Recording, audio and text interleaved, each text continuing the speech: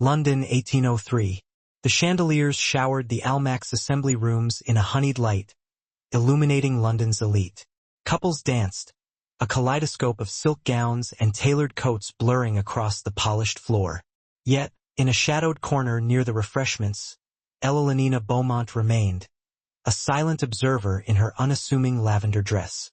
At 28, she'd long accepted her role as the overlooked daughter of Viscount Beaumont. No one would guess her relation to the dazzling Beaumont sisters, Sophia, Caroline, and Lillian, the season's prized debutantes. "Your sisters have truly outshone themselves tonight," a voice commented. Evelina turned to Lady Hartwick, her father's cousin and confidant, punch in hand. "Indeed, Sophia has utterly captivated Lord Penrose." Lady Hartwick's eyes narrowed slightly. "And to think your father was practically destitute just 3 seasons ago. One wonders how he managed such a turnaround." Evelina's fingers tightened around her fan. Few knew the truth. Her inheritance, from her maternal grandmother, had financed her sister's social triumphs, sacrificing her own marital prospects. "Providence has been kind," Evelina replied carefully. "Providence indeed," Lady Hartwick scoffed. "Though I wonder if Providence will be so generous when creditors come calling. Your father's West Indies investments are failing, my dear. Whispers are already circulating." A cold wave washed over Evelina. The money was gone. All of it. She had nothing left. "I see you understand," Lady Hartwick continued softly. "The Beaumont name hangs by a thread. One scandal, one hint of insolvency, and your sacrifices will be for nothing." Across the room, Evelina saw her father, Viscount Beaumont, flushed with wine, gesturing to gentlemen.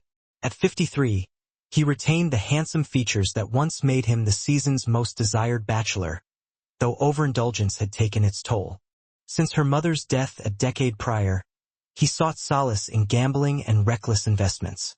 "I shall speak with father," Evelina said. "Perhaps something can still be done." Lady Hartwick's laughter lacked warmth. "My dear girl, what more can you possibly do? You've given everything." The orchestra began a new piece, the crowd parting as if divinely guided. A hush fell as a tall figure appeared at the ballroom's entrance. "The Duke of Greystone," the footman announced, his voice echoing in the silence. Sebastian Crane, the 5th Duke of Greystone, stood framed in the doorway, his expression cold and detached. At 33, he commanded attention not just because of his title but because of his imposing presence. His dark hair accentuated his sharp features and intense gray eyes. "Well," Lady Hartwick murmured, suddenly alert. "This is unexpected. His Grace rarely graces these gatherings." Evelina observed the excitement ripple through the room. Mothers subtly straightened postures, daughters adjusted curls, practicing alluring smiles. "I heard he's finally looking for a bride," a young woman whispered. "Lady Vanessa Caldwell is said to be the front-runner." "Of course," her companion replied. "A duke doesn't marry just anyone." Evelina watched the duke move through the crowd, acknowledging greetings with nods, but engaging with no one. He seemed aloof, separated by an invisible barrier. "Your father is about to make a serious mistake," Lady Hartwick said, nodding towards Viscount Beaumont, who was approaching the Duke unsteadily. Evelina's heart sank. "Excuse me, Lady Hartwick," she intercepted her father. "Father," she said, taking his arm, "introduce me to Lady Durham. I hope to discuss her charity work." "Not now, Evelina," he slurred, trying to shake her off. "Can't you see? Greystone is here. This is our opportunity." "Father, please." "Viscount Beaumont," a deep voice called, and Evelina looked up into the Duke of Greystone's impassive face. "I was hoping for a word." "Your Grace." Her father's face lit up. "What an honor. May I present my eldest daughter, Miss Evelina Beaumont." The Duke's gaze shifted to Evelina, a strange sensation, as if his gray eyes could see past every defense she had erected. "Miss Beaumont," he offered with a slight bow. "Your Grace," she curtsied, keeping her eyes lowered. I understand you manage your father's household, he continued, surprising her. I do, Your Grace, and quite competently from what I hear. Before Elenina could respond, a stir drew everyone's attention. Lady Vanessa Cordwell had arrived, resplendent in crimson silk that perfectly complemented her dark hair. At 26, the widowed countess was considered the most beautiful woman in London, her every appearance a triumph. "Ah, there she is," murmured Viscount Beaumont. "The woman everyone expects you to marry, Your Grace." If the Duke was offended, he showed no sign. "Expectations are rarely of interest to me, Viscount." His eyes returned to Elenina, studying her with an intensity that made her catch her breath. "Miss Beaumont, I would like to call on you tomorrow. I wish to discuss a matter." Eleanor stared, shocked. "With me, Your Grace?" "Indeed." A hint of amusement touched his lips. 3 o'clock. I trust that will be convenient?" Without waiting for her answer, he bowed and moved away, leaving Elenina and her father in stunned silence. "What in heaven's name was that about?" her father demanded. Elenina shook her head slowly. "I have no idea." But as she watched the Duke's tall figure receding, a strange premonition washed over her. Tomorrow would change everything. The drawing room of Beaumont House seemed smaller with the Duke of Greystone standing in it. His broad shoulders and height diminished the faded grandeur, highlighting the worn carpet and discolored wallpaper. Elenina sat on the edge of the settee, back straight, hands clasped.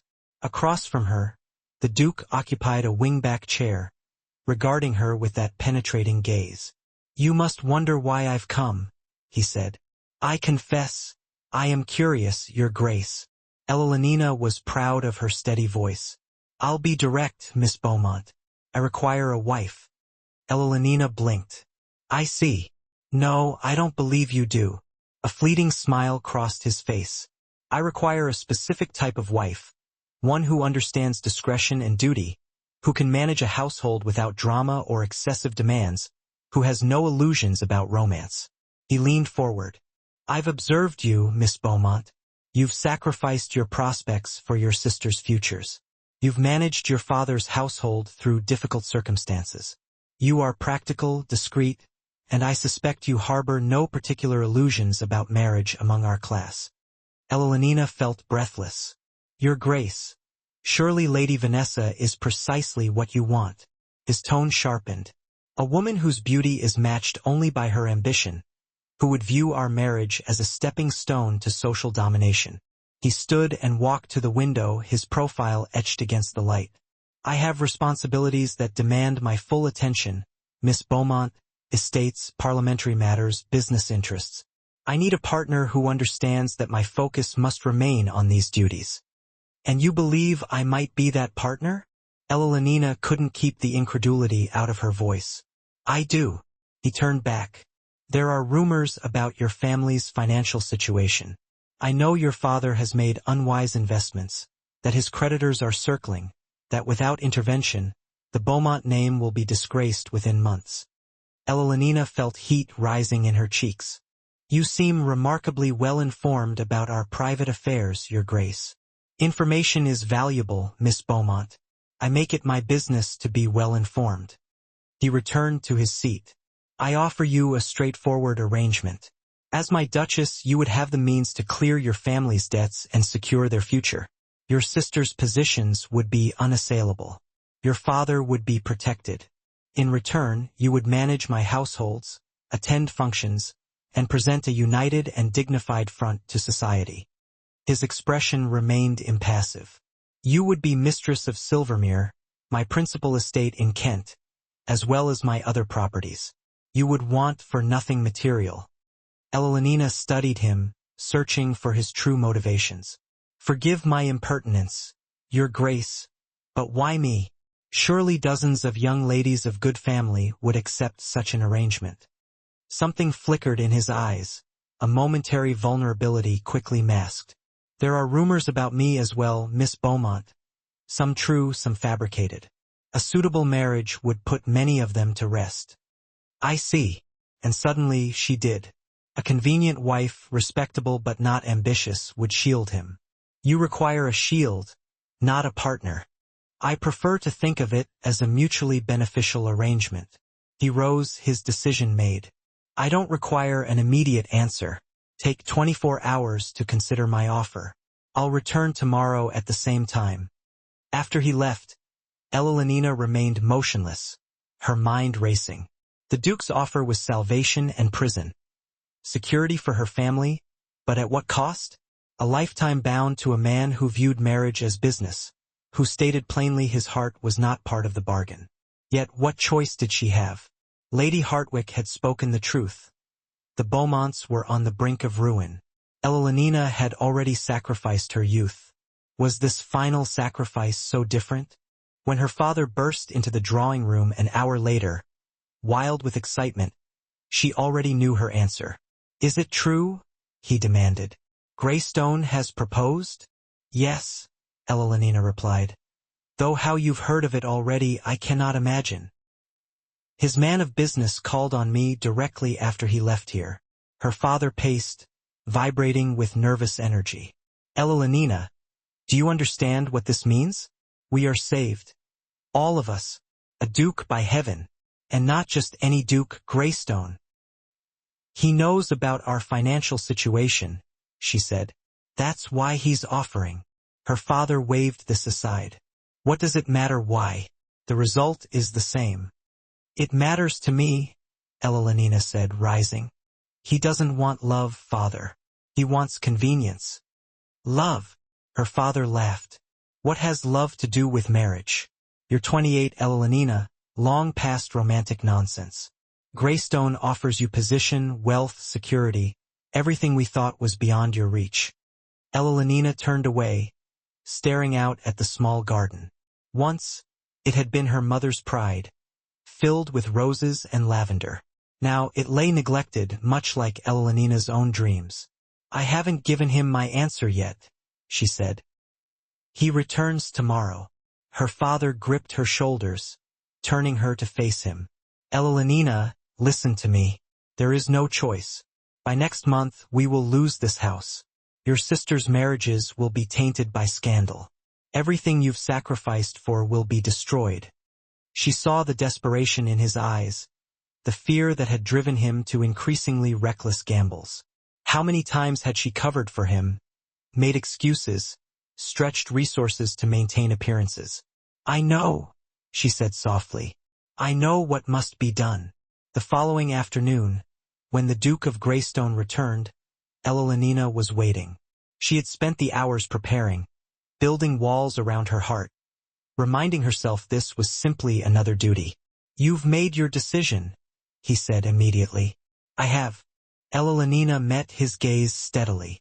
I accept your offer, your grace. Something that might have been relief crossed his face. Sebastian, he said. If we are to be married, you should use my given name. Sebastian, she repeated, the name unfamiliar. He reached into his coat and withdrew a small box. This belonged to my mother, he said, opening it to reveal a magnificent emerald ring surrounded by diamonds. The Greystone betrothal ring. As he slid it onto her finger, his hand brushed hers. A brief, electric contact that sent a shiver through Evelina's body. The ring was heavy, its weight a reminder of the commitment she had just made. We will announce our engagement at Lady Ramsgate's ball next week, he said. The wedding will take place at Silvermere in 1 month's time. So soon? Evelina couldn't hide her surprise. I see no reason for delay. His expression softened slightly. Unless you require more time? No, she said quickly. A month is acceptable. He nodded, satisfied. My solicitor will call on your father this afternoon to discuss the settlement. I've taken the liberty of instructing him to address the most pressing of your family's debts immediately. Evelina felt a rush of gratitude. Thank you. Sebastian studied her, his gray eyes unreadable. I believe we will suit Evelina, he said. We are neither of us given to excessive sentiment or unrealistic expectations. As he bowed over her hand in farewell, Evelina wondered if he truly believed that, or if, like her, he merely hoped it was true. The journey to Silvermere took the better part of a day, winding through Kent's rolling countryside. Evelina, now the Duchess of Greystone after a small but dignified wedding, watched the changing landscape from the luxurious traveling carriage, aware of her husband seated across from her. In the month since their engagement, she had seen Sebastian only a handful of times, brief, formal encounters focused on practical matters. The settlement had been generous, their engagement announcement astonishing, and the wedding conducted with quiet efficiency. Throughout it all, Sebastian had remained polite but distant. Now, as husband and wife, they were alone, and Evelina found herself nervous. "We'll arrive before nightfall," Sebastian said, breaking the silence. "I've sent word ahead to ensure all is prepared." "I look forward to seeing Silvermere," Evelina replied. "I understand it's quite beautiful. It has been in my family for 10 generations. A hint of pride entered his voice. "The East Wing dates back to Tudor times, though most of the current structure was built by my great-grandfather." "And you've lived there all your life?" "Until I was sent to Eton at 10, yes." His expression closed off again. "My father believed in a traditional education." Evelina sensed there was more to the story, some old wound, but she didn't press him. Their arrangement didn't include personal revelations. "Will we have guests immediately?" she asked. "I'd like to become familiar with the household first." Sebastian's mouth curved in almost a smile. "I anticipated as much. We'll have a period of privacy before society descends upon us. Though my grandmother, the Dowager Duchess, maintains a dower house on the estate, she will expect to meet you promptly." "I shall look forward to it," Evelina said diplomatically. Sebastian raised an eyebrow. "You may revise that opinion after meeting her. My grandmother is formidable." "I'm not easily intimidated, Sebastian," she corrected gently. "And yes, I'm counting on that quality." The carriage crested a hill, and suddenly, Silvermere lay before them, its pale stone walls gleaming in the sunlight. Evelina caught her breath.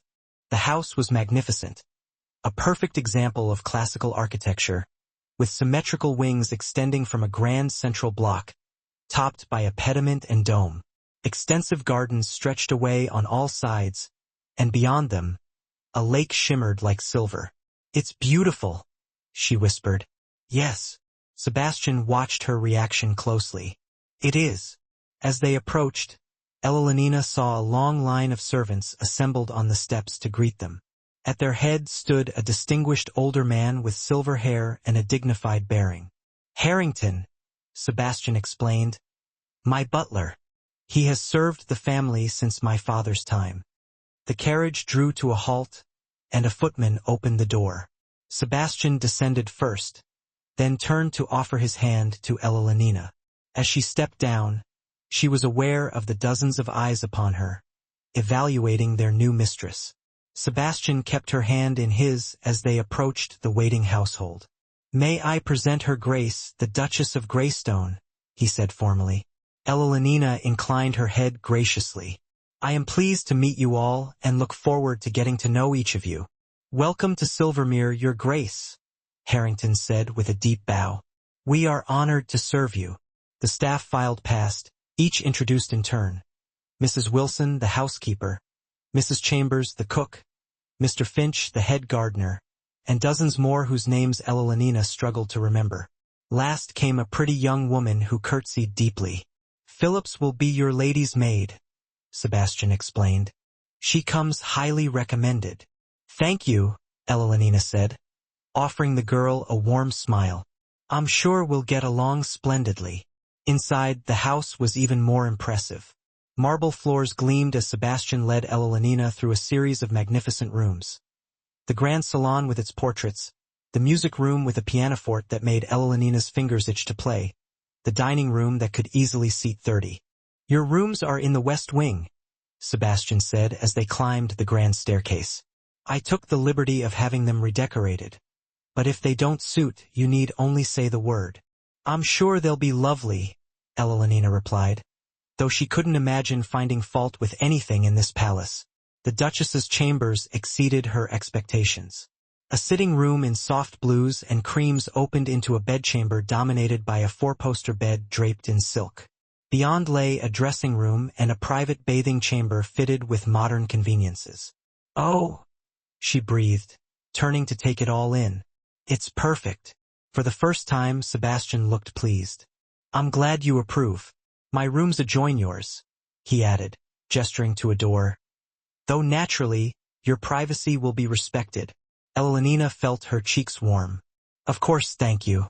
Dinner will be at 8, he continued smoothly. "I thought you might wish to rest and refresh yourself after the journey." "Yes, that would be most welcome."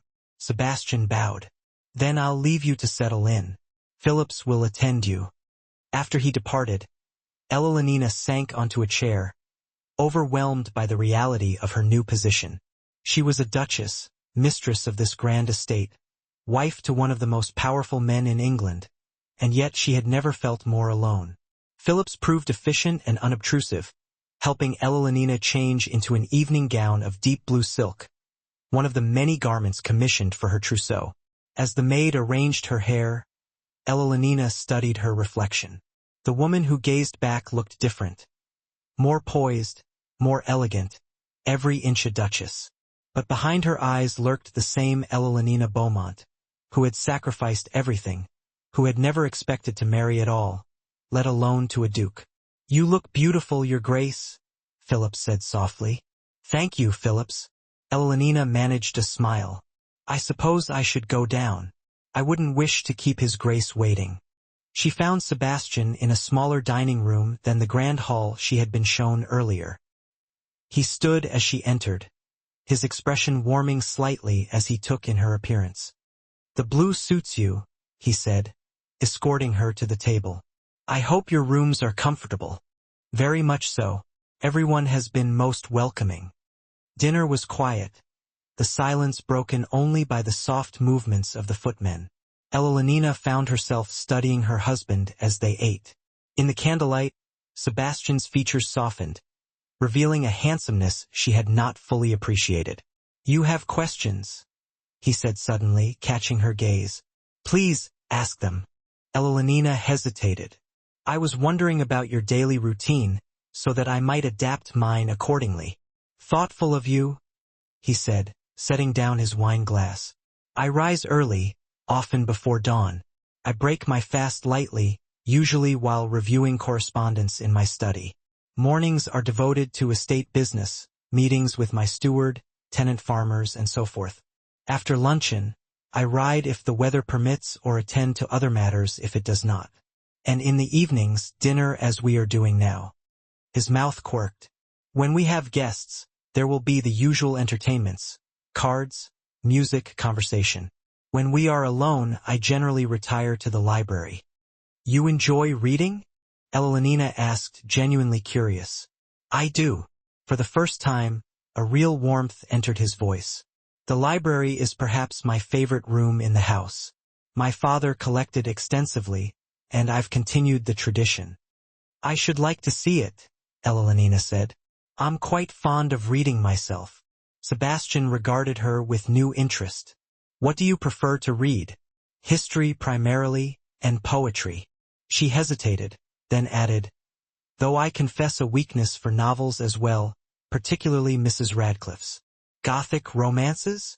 Sebastian looked faintly amused. "I wouldn't have expected that." "They're an escape," Elenina admitted, "from everyday concerns. We all need such escapes occasionally."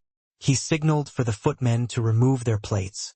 "Would you care to see the library now? It's not too forward of me to suggest." "Not at all. Not at all. I would like that very much." The library turned out to be everything Eleanor could.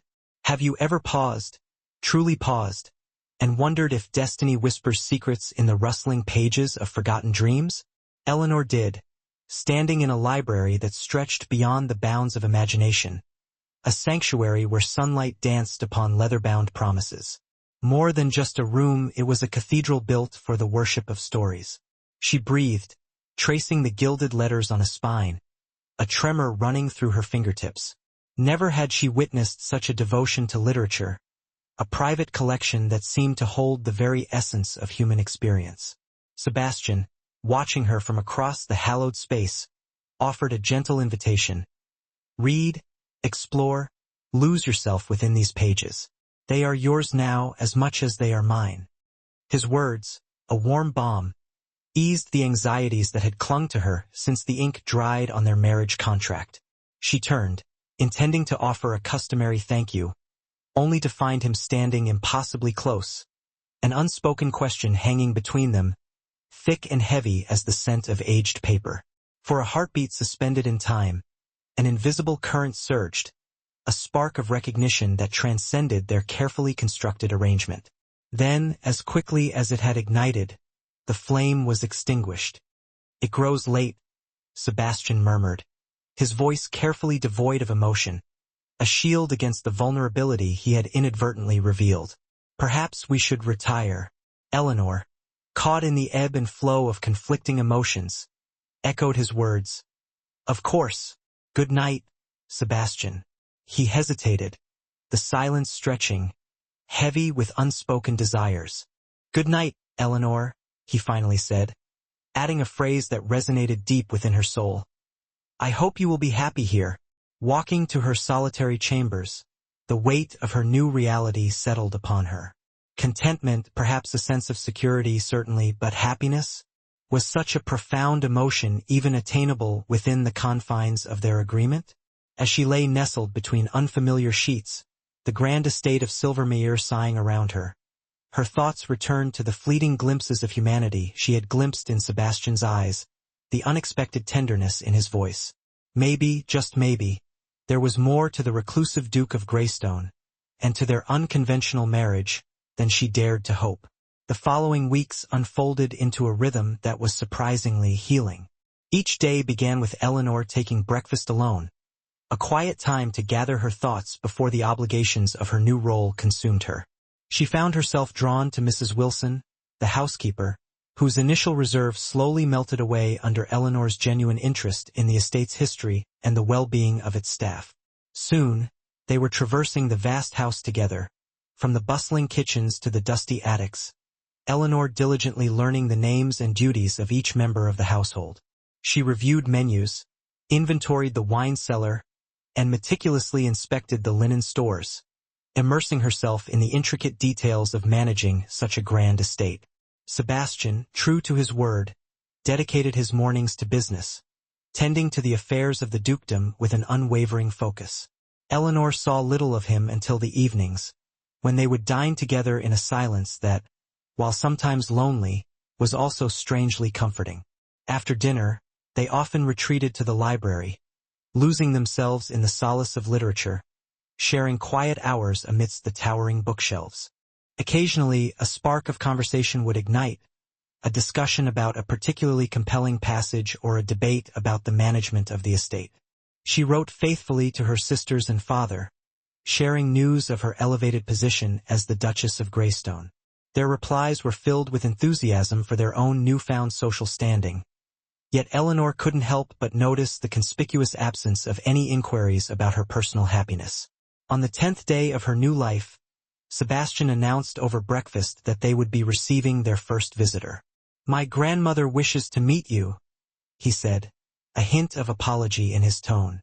"She has invited us to tea at Dare House this afternoon." The Dowager Duchess?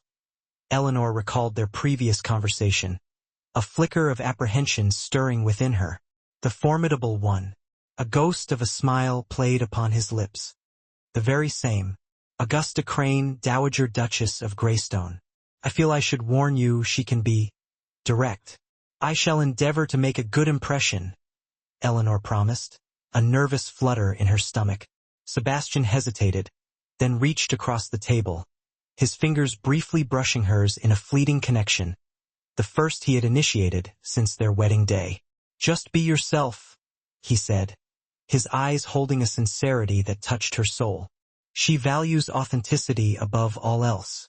Dare House, a charming queen and residence, was nestled amongst meticulously maintained gardens bordering the shimmering lake that lent Silvermere its name. As their carriage approached, Eleanor nervously smoothed the fabric of her pale green gown. "She won't bite," Sebastian murmured, noticing her unease. "At least not immediately." Eleanor gave him a reproachful look, but secretly, she relished his unexpected attempt at humor. These small moments, when his carefully constructed reserve faltered, were becoming increasingly precious to her. The Dowager Duchess awaited them in a sunlit drawing room, its expansive windows offering breathtaking views of the lake. At 73, Augusta Crane possessed an undeniable presence. Her silver hair was arranged in an elegant style reminiscent of her youth. Her posture was ramrod straight, and her blue eyes, so strikingly similar to her grandson's, possessed a sharp, assessing gaze that missed nothing. "So," she declared after the briefest of greetings, her voice commanding and unwavering, "you're the girl who has turned society on its ear by capturing my grandson. Do sit down and let me look at you properly." Eleanor settled into the indicated seat, feeling acutely like a specimen under scrutiny.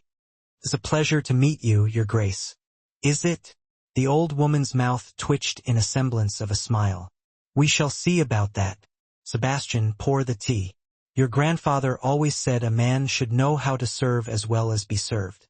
To Eleanor's surprise, Sebastian complied without protest, moving to the tea service with a practiced ease that hinted at a life lived under his grandmother's watchful eye.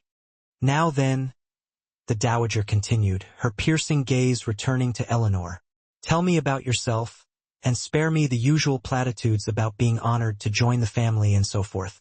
I want to know what sort of woman you are." Eleanor carefully considered her response, weighing each word before releasing it into the air. "I'm practical," she began, her voice clear and steady. "I value honesty and kindness above most other qualities. I enjoy reading and music, though my skills are adequate. I believe in meeting one's obligations and keeping one's word." Echem. The dowager accepted her tea from Sebastian, her eyes still fixed on Eleanor. "And what made you accept my grandson's proposal? We both know it wasn't a love match." "Grandmother," Sebastian interjected, a warning note in his voice. "That's enough." "Nonsense. If she's to be a Greystone Duchess, she should be able to answer a simple question." Eleanor met the older woman's gaze without flinching. "Your grandson offered me security for my family and a position where I might be of use. I accepted because it seemed a fair arrangement for us both." Honesty indeed. The dowager's eyes gleamed with what could almost be mistaken for approval. "And now that you've had a fortnight to assess your bargain, do you find it satisfactory?" Eleanor was acutely aware of Sebastian's silent observation. "I find Silvermere and its people welcoming. Your grandson has been considerate and generous. I have no complaints." "No complaints?" The dowager set down her teacup with a decisive clink. "A diplomatic answer. Sebastian, I believe I'd like to speak with your Duchess alone for a few moments. Perhaps you might admire the new roses my gardener has cultivated." Sebastian looked as though he might protest, but after a moment's hesitation, he nodded. "I'll return shortly," he said to Eleanor, his eyes conveying a silent apology. Once they were alone, the dowager's demeanor shifted subtly. The intimidating grand dame softened, revealing a glimpse of something more human, more vulnerable. "I was married at 19, she confessed, surprising Eleanor with this deeply personal revelation. "To a man I had met exactly twice. He was 20 years my senior and intimidating beyond words." "That must have been difficult?" Eleanor offered, her voice laced with genuine sympathy. "It was terrifying," the old woman admitted, a faint smile gracing her lips. "Yet we came to love each other deeply. Not at first, but later. That came later, built day by day through small kindnesses and shared experiences." She leaned forward, her gaze suddenly intense. "My grandson is a complex man, Eleanor. He guards himself carefully, and with good reason. His childhood was not happy." She paused, a shadow passing over her face. "His first love. Well, she may have been the only one he ever allowed close enough to break his heart. But even then, he never truly let her in. I suppose that's why I never considered it serious." I had suspected as much, Eleanor confessed. Though he rarely speaks of personal matters, his father, my son, was a cold, demanding man who saw weakness in any display of emotion. And Sebastian's mother, Caroline, was beautiful, but frail both in body and spirit. She died when Sebastian was 8, unable to withstand the demands of her position or her husband's neglect. Eleanor felt a pang of sympathy for the lonely boy Sebastian had once been. I'm sorry. After her death, my son became even more rigid in his expectations. Sebastian was sent to school far too young, denied the affection he craved, taught that duty must supersede all personal desires. The dowager's eyes grew distant, filled with the echoes of old pain. I did what I could, but a grandmother's influence only extends so far. Why are you telling me this?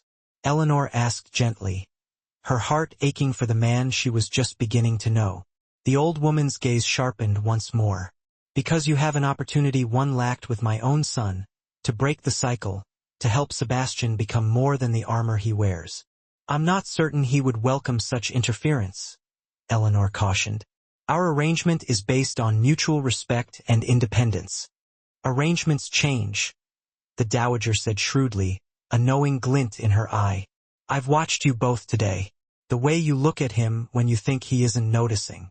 The way he softens in your presence, whether he realizes it or not.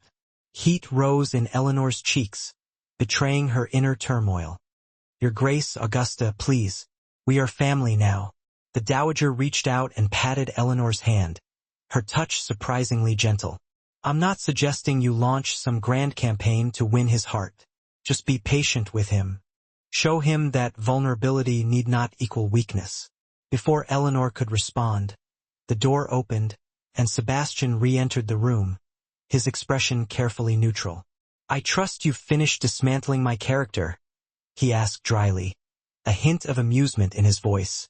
For today, his grandmother smiled innocently. I was just telling Eleanor about my roses. Perhaps you might show her the gardens before you leave.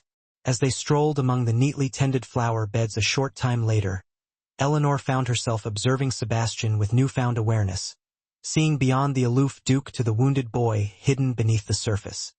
She likes you, Sebastian said, breaking into her thoughts, his voice a low murmur, which is more than can be said for most people she meets.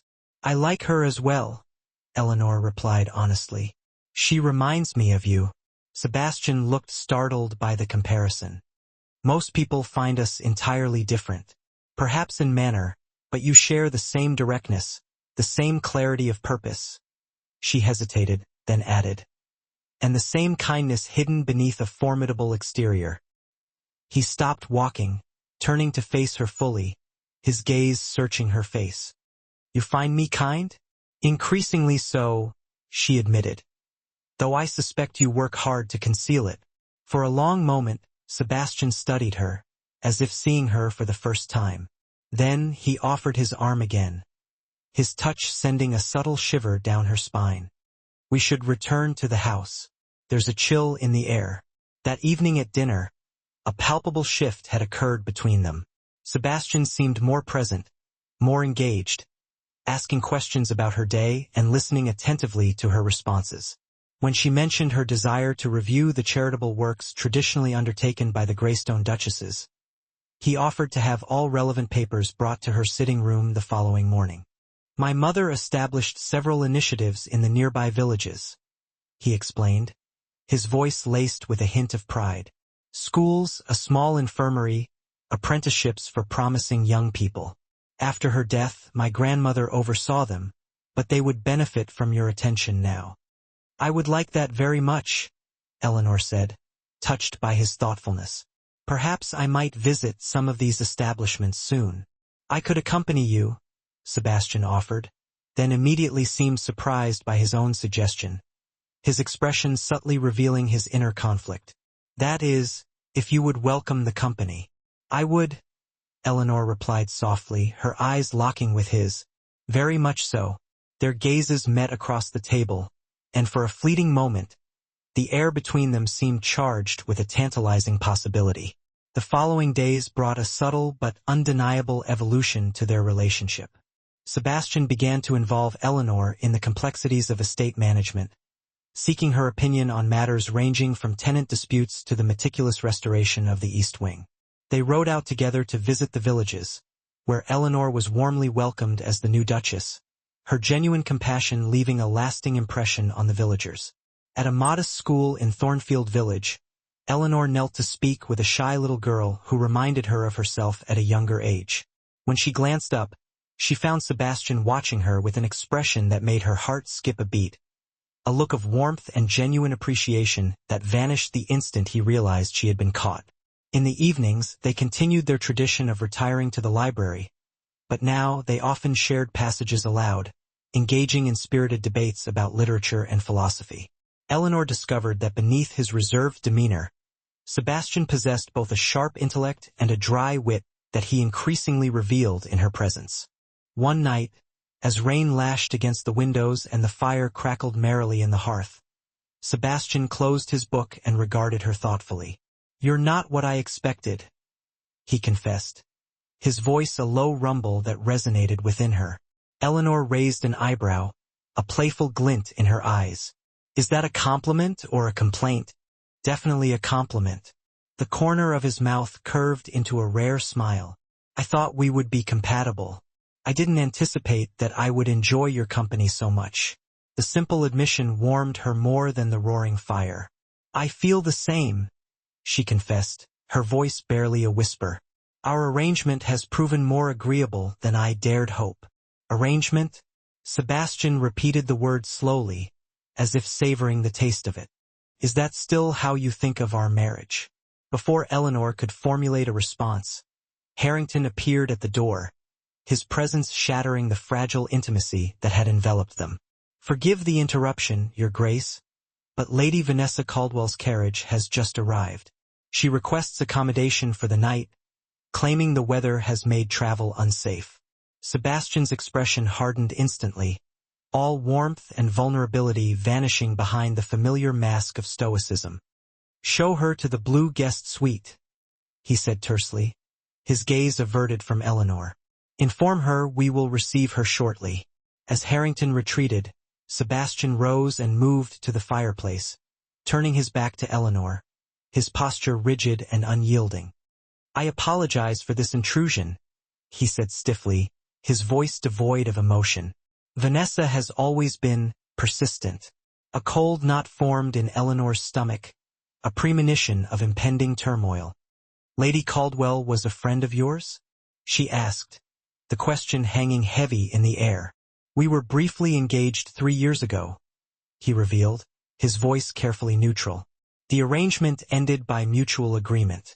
This was news to Eleanor, a revelation that seemed to contradict the Dowager's earlier assertion that Sebastian had never truly courted anyone before. "I see." Sebastian turned back to her, his expression unreadable, his eyes hidden behind a veil of carefully constructed composure. "Vanessa is complicated. It would be best if I spoke with her alone first." "Of course," Eleanor said, rising to her feet and smoothing the fabric of her gown, masking her inner turmoil with a practiced grace. "I shall retire for the evening, Eleanor." He reached for her hand, then stopped himself, a flicker of longing in his eyes. "Thank you for understanding." But as she walked towards her chambers, Eleanor wasn't certain she understood anything at all. The sudden and unexpected appearance of Sebastian's former fiancée, the beautiful and captivating widow whom everyone had anticipated he would marry, seemed far too coincidental. The ease with which Sebastian retreated behind his protective walls troubled her more than she dared to acknowledge. Lady Vanessa Caldwell proved to be every bit as stunning as her reputation suggested. When Eleanor finally met her the following morning in the morning room, she was immediately struck by the stark contrast between them. Vanessa's striking, dramatic beauty against her own quieter, more understated appearance, Vanessa's effortless confidence against her more reserved demeanor. "Duchess?" Vanessa greeted her, her curtsy technically perfect, yet somehow managing to convey the impression that she was bestowing a favor upon Eleanor. "How very kind of you to welcome me to Silvermere on such short notice." Not at all, Eleanor replied, her voice calm and measured. We could hardly turn away a traveler in such inclement weather. Vanessa offered a practiced smile, a calculated expression that did not reach her eyes. Sebastian has always been so wonderfully gallant, one of his many admirable qualities. Indeed, Eleanor gestured towards the breakfast laid out on the sideboard. Please help yourself. His Grace has been called away to attend to an urgent matter on the home farm, but he sends his sincere apologies.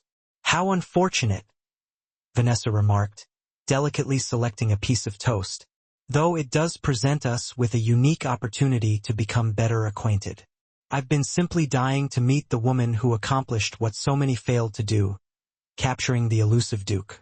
Eleanor maintained her composure with a considerable effort. I assure you there was no capturing involved. Our marriage was entered into with a clear-eyed understanding on both sides. How refreshingly pragmatic, Vanessa purred, her smile taking on a sharper edge, though I confess myself to be quite surprised by Sebastian's choice. He always professed to value passion above all else. The veiled implication hung in the air between them, as deliberate and calculated as a slap. Eleanor felt her cheeks flush with heat, but she refused to be baited by Vanessa's thinly veiled provocations. People often present different facets of themselves to different acquaintances, she responded mildly. I'm sure you know His Grace in ways that I do not, just as I know him in ways that you cannot. Vanessa's eyes narrowed imperceptibly. How diplomatic, she conceded, her smile still fixed in place. I can certainly see why Sebastian might value that particular quality in a companion. Before Eleanor could formulate a reply, the door swung open, and Sebastian himself appeared, looking slightly windblown and damp from the lingering rain. Forgive me, he said, his eyes instinctively seeking out Eleanor's before acknowledging their guest. Vanessa, I trust you slept well? Tolerably, Vanessa replied, rising gracefully to her feet and moving to kiss Sebastian's cheek with an easy familiarity. Though I did miss our morning rides. Perhaps later, when the weather clears, we could ride together, for old time's sake. Eleanor saw a fleeting flash of discomfort flicker across Sebastian's eyes, though his carefully practiced expression remained polite and impassive. I'm afraid that I have pressing commitments today, but your horses will undoubtedly require rest after yesterday's arduous journey. Perhaps tomorrow would be better suited for travel.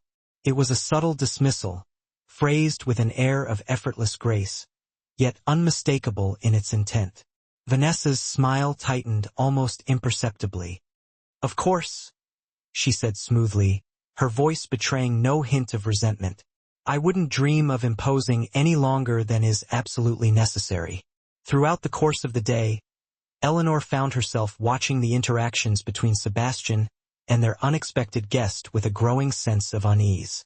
Vanessa clearly knew Sebastian intimately, frequently referencing shared memories, using private jokes, and touching his arm with a casual intimacy that spoke of a long and comfortable familiarity. Sebastian remained impeccably polite, but noticeably distant, carefully maintaining a physical and emotional distance between himself and his former fiancée. That evening, they dined as a trio, the air thick with an artificial pleasantness that felt strained and unnatural. Vanessa dominated the conversation, regaling them with tales of her exotic travels and mutual acquaintances in London society, each carefully crafted anecdote subtly designed to emphasize her long and intimate connection with Sebastian. Do you recall that dreadful musical at the Hartleys? She asked, laughing with a calculated airiness. When Sebastian rescued me by claiming that an urgent message had arrived. Vaguely, Sebastian replied. His attention focused more intently on his wine than on the animated conversation. He was always rescuing me, Vanessa continued, her gaze sliding towards Eleanor, a hint of triumph in her eyes. So chivalrous. Even when our engagement came to its rather unfortunate end, he insisted on taking all of the blame publicly. He wouldn't hear of a single word being said against me, even though many would say that I richly deserved censure. Eleanor carefully placed her fork on her plate, the clinking sound echoing in the strained silence. That does sound like His Grace. Indeed, Vanessa leaned forward, her voice dropping to a confidential whisper. Though, between us, the decision to end our engagement was entirely mutual. We simply realized that we were too alike in some ways, and far too different in others. Passion without compatibility, you might say. Sebastian's jaw tightened visibly, a flicker of annoyance flashing across his face. Perhaps we might discuss something else, he suggested, his voice clipped and strained. Of course, darling, Vanessa replied, reaching out to pat his hand with a dismissive air. I sometimes forget how much you dislike dwelling on the past. Later, as the women withdrew to the drawing room while Sebastian remained briefly to enjoy his customary port, Vanessa dropped all pretense of friendliness, her true colors finally revealing themselves. He'll never truly love you, you know, she said, arranging herself gracefully on a silk-covered settee. Sebastian simply doesn't allow himself such vulnerabilities. Eleanor fought to maintain a neutral expression, determined not to betray the surge of anxiety that threatened to overwhelm her. I wasn't aware that I had solicited your opinion on my marriage. Consider it a gesture of friendly advice, Vanessa retorted, her smile as sharp and dangerous as a razor's edge. I've known Sebastian since we were children. I understand him in ways that you simply never will. And yet, he chose to marry me, Eleanor pointed out quietly, her voice laced with a quiet determination. Vanessa's eyes flashed with a mixture of anger and resentment. For convenience, for respectability, for all of the cold, practical reasons that have absolutely nothing to do with the heart. But when he needs passion, when he craves someone who truly understands him, she trailed off, allowing the damning implication to hang unspoken in the air between them. Eleanor felt a surge of anger rising within her, but she quickly suppressed it, determined not to give Vanessa the satisfaction of seeing her distress. I think you greatly overestimate your importance in his life, Lady Caldwell, and vastly underestimate mine.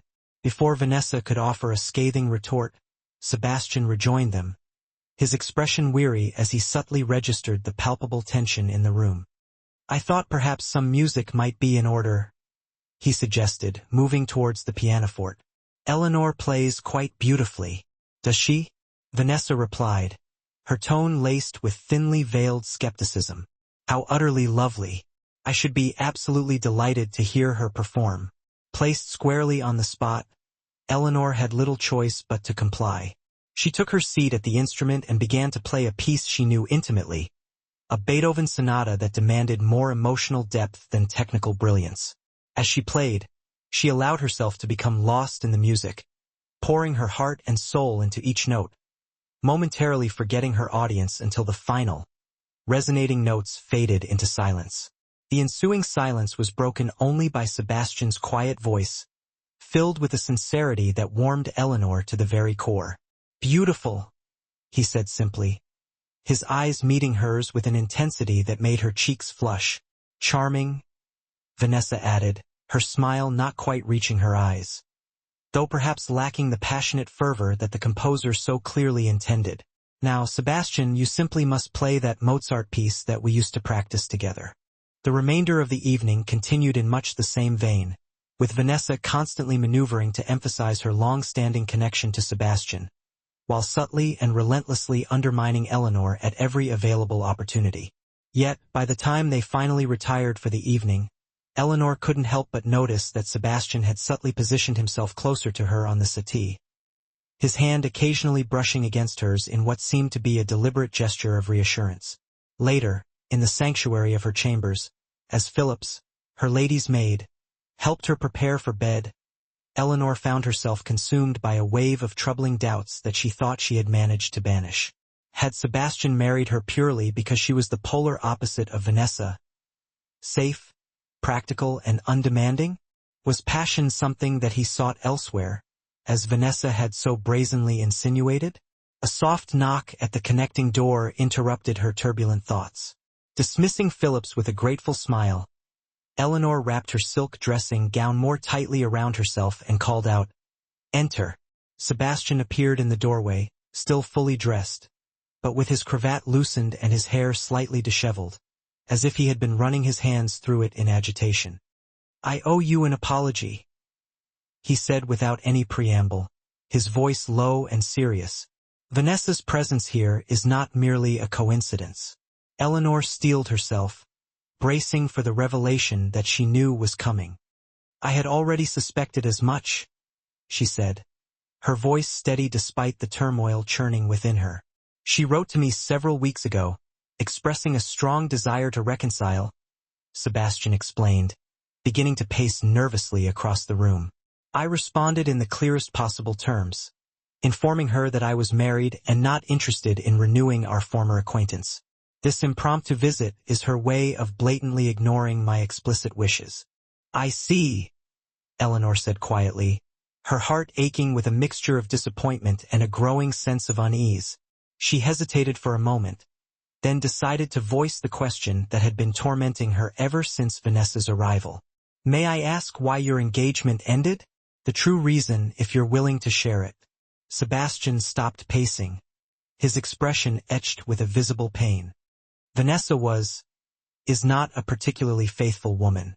During our engagement, I discovered that she was simultaneously maintaining intimate relationships with at least 2 other men.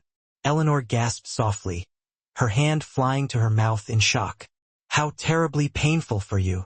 It was illuminating, he said carefully, choosing his words with deliberate precision. I had genuinely believed myself to be in love with her. Her ultimate betrayal forced me to recognize that what I had felt was not true love at all, but rather a mere infatuation, that I had been blindly seduced by her undeniable beauty and captivating charm without ever truly knowing her character. He moved towards the window, gazing out at the moonlit landscape, his silhouette outlined against the soft glow. After our engagement ended, I made a conscious decision that a marriage based on genuine respect, shared values, and mutual trust would be infinitely preferable to one built solely on the fickle foundation of passion. And that is when you found me, Eleanor said softly, her voice laced with a hint of melancholy. Safe, practical, and undemanding. Sebastian turned abruptly, his expression suddenly fierce and intense. Is that truly how you perceive yourself? How you believe that I see you? Isn't it at least partially accurate? She challenged, meeting his gaze directly. You chose me in part because I was the antithesis of Vanessa. I chose you, he said slowly, his voice filled with an undeniable conviction, as he moved deliberately towards her. Because when I looked at you, I saw strength, intelligence, and an unwavering integrity, qualities that Vanessa so clearly lacks. He stopped directly before her, so close that Eleanor could feel the radiating warmth emanating from his body. I never anticipated that I would find myself drawn to you in other, more unexpected, ways as well. Her heart began to race erratically, the blood pounding in her ears. What ways? She whispered, barely able to form the words. The way your face lights up with a genuine smile when something truly amuses you, he said, his voice dropping to a low, husky murmur. The way you listen, truly listen, when others speak, offering them your complete and undivided attention. The way you've managed to transform Silvermere into a home again, a place where I feel a sense of peace and belonging. His voice lowered even further, becoming a soft caress that sent shivers down her spine. The way I find myself thinking of you at odd and unexpected moments throughout the day. Eleanor scarcely dared to breathe, afraid that the slightest movement would shatter the fragile and beautiful spell that seemed to be weaving itself around them. Sebastian, I don't want to presume. I don't wish to force myself upon you, he said quickly, his voice laced with a hint of anxiety. Our existing arrangement still stands as it was originally agreed upon, but I felt it necessary for you to understand that Vanessa truly means absolutely nothing to me anymore.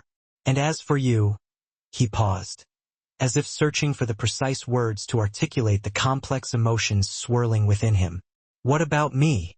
Eleanor asked in a hushed tone, her eyes locked with his, filled with a mixture of hope and trepidation. Instead of directly answering her question, the air crackled with unspoken words, a silent question hanging heavy between them. Would this moment shatter the fragile peace, or forge a bond stronger than any they had known? Sebastian, his gaze a deep, searching ember, tentatively reached out, his fingertips brushing against her cheek with the gentlest of touches. It was a featherlight caress, hesitant, as if he dared not trespass, yet drawn by an irresistible force. Elenina, breathless and still, didn't flinch, didn't retreat. Emboldened by her silent consent, he leaned closer, his lips meeting hers in a fleeting, tender dance. A whisper of a kiss, gone almost before it began, yet leaving an indelible mark on her soul. "Good night, Elenina," he murmured, his voice a low, resonant hum that vibrated through her very being. He stepped back, creating a space that felt vast and unbearable. "I'll make sure Vanessa leaves tomorrow, no matter what the weather is like." After he left, Elenina remained rooted to the spot, her fingertips tracing the outline of her lips, still tingling from his touch. Everything had shifted, the very foundation of their relationship subtly, irrevocably altered. The question now was, a question that echoed in the chambers of her heart. What happens next? Dawn painted the sky in hues of hope, a clear, vibrant blue mirroring the anticipation that fluttered within her. Vanessa's departure was a promise whispered on the breeze. Her farewells dripped with saccharine venom, insincere promises of future visits hanging in the air like a shroud. As the carriage finally rumbled down the long, winding driveway, Elenina felt a weight lift from her shoulders, a tension she hadn't realized she was carrying dissolving into the morning air. "She won't return uninvited." Sebastian's voice, a quiet reassurance, broke through her thoughts. They stood side by side on the front steps, a chasm of unspoken desires separating them. "I've made that perfectly clear to her." Elenina merely nodded, lost in the labyrinth of her own heart, unsure how to navigate this uncharted territory. The kiss, as gentle as it had been, was a seismic event, changing everything, and yet, on the surface, nothing at all. Sebastian had been impeccably polite during breakfast, a model of courteous detachment, but he hadn't uttered a single word about the kiss, the shared intimacy of the previous night. "I was thinking about riding out to visit the school in Fernwood today," she ventured, breaking the strained silence. "The headmistress wrote to me, asking if I might be willing to present the prizes at their midsummer recitation. Would you like some company?" Sebastian's question was deceptively casual, his tone carefully neutral. Elenina met his gaze, searching for hidden depths, unspoken meanings. "Yes," she replied simply, the word a soft, hopeful prayer. "I would." The day unfolded with unexpected grace, bathed in warm sunshine and gentle breezes. The countryside, a verdant tapestry of rolling hills and whispering woods, was breathtaking. As they rode along the quiet country lanes, Elenina found herself confiding in him, sharing fragments of her past, the shadows of her childhood, the untimely loss of her mother, her unwavering dedication to her sister's futures. "So, you sacrificed a lot for them," Sebastian observed, his voice laced with a newfound tenderness as they passed through a particularly enchanting stretch of woodland. "It was my duty," Elenina replied automatically, the words ingrained from years of selfless devotion. "No," Sebastian corrected her gently, his gaze unwavering. "It was your choice. There's a difference." At the school, Elenina was deeply moved by the children's innocent enthusiasm and the headmistress's genuine appreciation. As she presented the prizes to the beaming students, her gaze caught Sebastian's, standing at the back of the room, his expression a quiet adoration that set her heart aflame. The ride home took an unexpected turn when a sudden summer shower descended upon them. Laughing, they sought shelter beneath the sprawling canopy of an ancient oak tree, the massive branches offering scant protection from the torrential downpour. "Your hair is coming down," Sebastian said, his voice a low, husky murmur, reaching out to brush a damp tendril from her cheek. Elenina was acutely aware of their isolation, the charged intimacy of the moment. "It always does," she replied, her voice betraying her breathlessness. "My maid despairs of it. I like it this way." His fingers lingered against her skin, a spark igniting where their flesh met. Wild, free, and untamed just like her. The air thickened with unspoken desires, a tangible force drawing them closer. Elenina found herself leaning toward him, compelled by an invisible current. Sebastian's eyes darkened, and for a fleeting moment, she thought he would kiss her again. But instead he straightened up, glancing at the sky. The rain is letting up. We should keep going before it starts again. That evening, the strange, tantalizing tension persisted. It hung in the air, a silent symphony that resonated through dinner and into their customary time in the library. Elenina found it impossible to concentrate on her book. Her senses heightened, acutely aware of Sebastian's presence across from her. The memory of his lips against hers lingered, a persistent whisper in her thoughts. Finally, she closed her book with a more forceful snap than she intended. "I think I'll retire early tonight," she announced abruptly, rising from her chair. "Good night, Sebastian." "Ellen, wait." He stood as well, setting aside his own book. "I feel like I owe you an explanation for my behavior today." She paused, her heart pounding against her ribs. "What behavior?" "My inconsistency." He ran a hand through his hair, a gesture that had become a telltale sign of his inner turmoil. "I find myself in unfamiliar territory. Our arrangement was supposed to be straightforward, but my feelings have become complicated." "Mine as well," Elenina admitted softly, the words barely audible. Sebastian moved closer, his expression intense, his gaze piercing. "I told you once that I didn't want passion in my marriage, that I preferred respect and compatibility. I remember. I'm beginning to think I was wrong." His voice dropped even lower, a hushed confession. "Or rather, that I failed to recognize that respect and compatibility can themselves kindle a different kind of passion. One based on genuine knowledge of another person, not merely physical attraction or infatuation." Elenina's breath caught in her throat, anticipation blooming within her. "What are you saying, Sebastian?" "I'm saying that I want more than our original arrangement." He reached for her hand, his touch sending a jolt of warmth through her entire being. "I want a real marriage, Elenina, in every sense of the word." She looked up at him, searching his face for any trace of duplicity, trying to decipher his true intentions. "Because you desire me? Because I'm falling in love with you?" he said simply, his voice raw with honesty. "And it terrifies me." The words hung in the air, honest and vulnerable, in a way she had never expected from him. Tears welled up in Elenina's eyes. "It terrifies me too," she whispered. "I never thought I would find love in this marriage. I didn't even dare hope for it." Sebastian lifted his free hand to her face, cradling her cheek with infinite tenderness.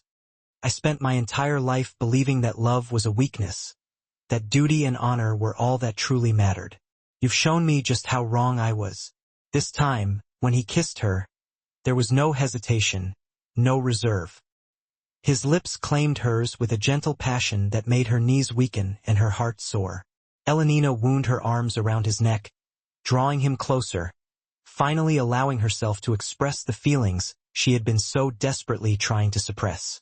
When they finally broke apart, breathless and trembling, Sebastian rested his forehead against hers. "Stay with me tonight," he murmured. Elenina simply nodded, completely beyond words, and allowed him to lead her through the connecting door to his chambers, the final barrier between them dissolving at last.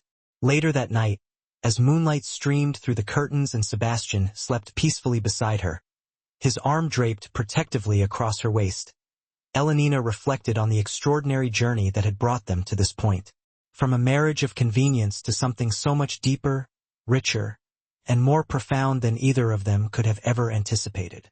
She had entered this arrangement believing that love was not even part of the equation. Now she couldn't even imagine her life without it, without him. The weeks that followed were the happiest of her life. She and Sebastian settled into a comfortable rhythm, their days filled with shared duties and responsibilities, their nights filled with increasingly passionate discoveries of each other. Where once Sebastian had been reserved and detached, he now actively sought opportunities to be with her, joining her for morning rides, consulting her on estate matters, and even surprising her with thoughtful gifts that demonstrated how carefully he observed her. He gifted her a first edition of her favorite poetry collection, a delicate bracelet that perfectly matched the color of her eyes, and even wildflowers he gathered during his morning ride, left on her pillow with a note that made her blush. In turn, Elenina blossomed under his affection, growing more confident in her role as Duchess and expressing her desires and opinions. The staff noticed the change in their master and mistress, exchanging knowing smiles when Sebastian reached for Elenina's hand, or when she laughed at something he said. Even the Dowager Duchess remarked on the transformation during one of their tea visits. "See, you've done exactly what I had hoped you would do," Augusta said approvingly. "You've finally broken through his walls." "He broke through his own walls," Elenina corrected her gently. "I merely gave him a good reason to try." Summer faded into a glorious autumn, transforming Silvermere into a breathtaking tapestry of gold and crimson. Elenina started planning their first major entertainment, a harvest festival for the estate workers, when a letter arrived, testing their happiness. "It's from my sister Caroline," Elenina said, breaking the seal at breakfast. "She and Lord Barton are in London and want to visit us at Silvermere." She looked at Sebastian, smiling. "Would that be agreeable with you? I've missed them terribly." "Of course," Sebastian replied immediately. "Your family is always more than welcome here." The letter contained other news. Gossip from London, updates on her other sister, and a brief mention that made Elenina's blood run cold. "What is it?" Sebastian asked, noticing her paleness.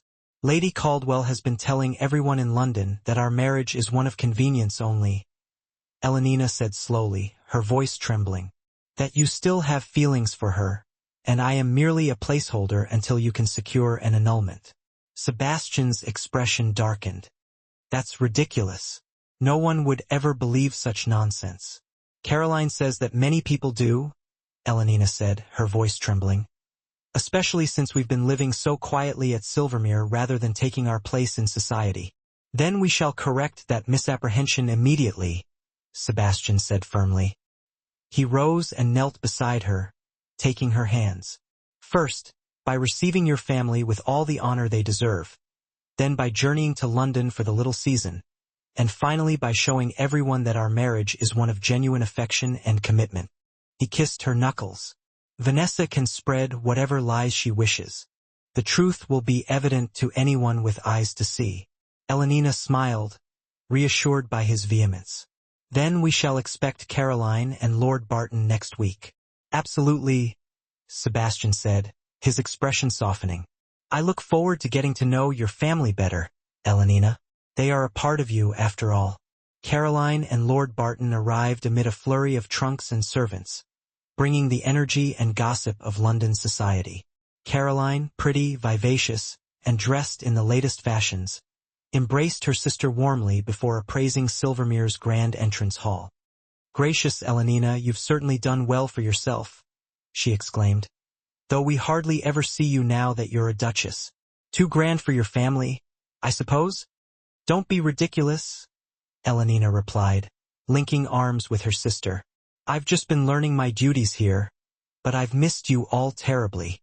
Lord Barton, a genial man with fashionable side whiskers and an easy manner, shook Sebastian's hand warmly. "Greystone, it's good to see you again. London's dreadfully dull without you." "I highly doubt that," Sebastian replied with a small smile. "But we plan to remedy our absence very soon. Elenina and I intend to open Greystone House for the little season." Caroline clapped her hands together in delight.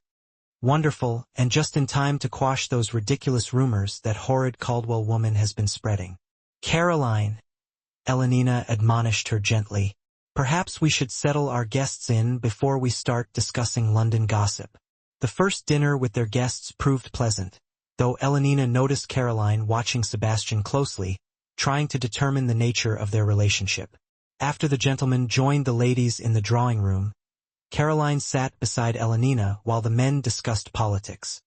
"Well," she whispered, "is it true what they're saying, that yours is a marriage of convenience only?" "Of course not," Elenina replied firmly. "Sebastian and I are happy together." Caroline looked skeptical. "He's so reserved, though. Not like Lord Barton, who wears his heart on his sleeve." Different men express affection differently, Elenina said, glancing at her husband with a smile. Sensing her gaze, Sebastian looked up and returned her smile, sharing a private moment that warmed her heart. Caroline followed the exchange with interest. Well, she said, surprised, perhaps there really is something there after all. The days that followed were filled with entertainments, including riding expeditions, estate tours, musical evenings, and card parties. Throughout it all, Elenina was aware of Caroline's watchful eyes, measuring her interactions with Sebastian. On the third evening, Caroline linked arms with Elenina in the drawing room. I owe you an apology, she said quietly. Whatever for? I actually believed some of the gossip, Caroline admitted. But I've been watching you too, and it's clear that there's genuine affection between you and the Duke. The way he looks at you when he thinks no one is watching. It's rather beautiful, actually. Elenina squeezed her sister's arm gratefully. Thank you for seeing the truth, though I still can't believe that it's you he fell for rather than one of us younger girls, Caroline added with a teasing smile. You were always so determined to be a spinster. Life takes unexpected turns, Elenina replied, thinking about how her expectations had changed. The men joined them shortly after, and the evening proceeded pleasantly until a footman entered with a silver salver bearing a letter. For you, your grace, he said, presenting it to Sebastian. Sebastian broke the seal, quickly scanned the contents, and frowned. Excuse me, he said, rising. Estate business requires my immediate attention. After he departed, the conversation continued, but Elenina was distracted, wondering what had necessitated such an immediate response. When Sebastian didn't return after a half an hour, she made her excuses and went in search of him. She found him in his study, standing by the window with the letter crumpled in his hand. His posture was rigid with tension. Sebastian, she said softly, is something wrong? He turned, his expression grim. Vanessa is coming to Silvermere. Elenina felt her stomach drop. What? Why? She's claiming she left some jewelry here during her last visit. A family heirloom of great sentimental value. His mouth twisted with distaste. It's a lie, of course. Just another excuse to insert herself back into our lives. Can't you just refuse her? What is she going to do, go tell all of London that you're keeping her property? No. He ran a hand through his hair in frustration. She arrives tomorrow and will stay one night. No more. Elenina moved to his side, placing a hand on his arm. We'll face her together. Sebastian covered her hand with his own. I won't let her come between us, Elenina. I promise you that. But that night, as they lay in bed, Elenina was plagued by doubts. Vanessa was beautiful, sophisticated, and shared a history with Sebastian that she couldn't hope to match. The woman's determination to reclaim him was obvious, and her tactics would be as ruthless as they were calculated. You're thinking too loudly, Sebastian murmured, pulling her closer. I'm sorry, she whispered. I can't help but worry about Vanessa's visit. Don't, he said, kissing her temple. What we have is real, Elenina. Nothing she says or does can ever change that. Elenina desperately wanted to believe him, yet as sleep claimed her, she couldn't banish the memory of Vanessa's parting words. When he needs passion, when he needs someone who truly knows him. Vanessa arrived the following afternoon. Time to join them for tea with Caroline and Lord Barton. Her surprise at finding additional guests was poorly concealed. Lady Barton, she said, accepting a cup from Elenina. How delightful to see you again, and in your sister's home, no less. How cozy, isn't it? Caroline replied sweetly. Elenina and Sebastian have been wonderful hosts. Such a love match they've made of it. Vanessa's cup paused. Indeed, her gaze slid over to Sebastian. How fortunate for all concerned. Throughout tea, Vanessa maintained a stream of conversation laced with subtle barbs and references to her shared past with Sebastian. Elenina bore it with composure, though inside she felt each comment like a needle prick. Oh, but Sebastian, do you remember that dreadful house party at the Rutherfords? Vanessa asked, laughing melodiously. When we got caught in that thunderstorm and had to seek shelter in the gamekeeper's cottage. You were so gallant, giving me your coat even though you were soaked through yourself. I remember, Sebastian replied neutrally. Sebastian has always been considerate, Elenina said evenly. It's one of his finest qualities. Vanessa's smile sharpened. Oh yes, considerate to a fault, sometimes even to his own detriment. Wouldn't you agree, Sebastian? Before he could answer, Caroline intervened. Lady Caldwell, I understand you've been active in London society. Lady Jersey mentioned you've become quite the fixture at Almack's. The conversation turned, much to Elenina's relief.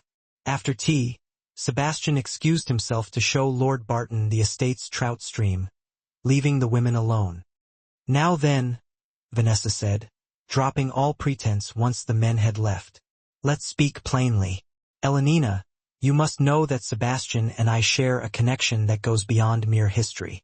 We understand each other in a way that you, as a comparative stranger, cannot. I wonder, Caroline interjected before Elenina could respond, if you understand him well enough to know just how transparent your schemes appear to him. My sister and the Duke are deeply attached. Anyone can see it. Vanessa's composure slipped. Attachment is definitely not passion, she snapped. And Sebastian needs passion.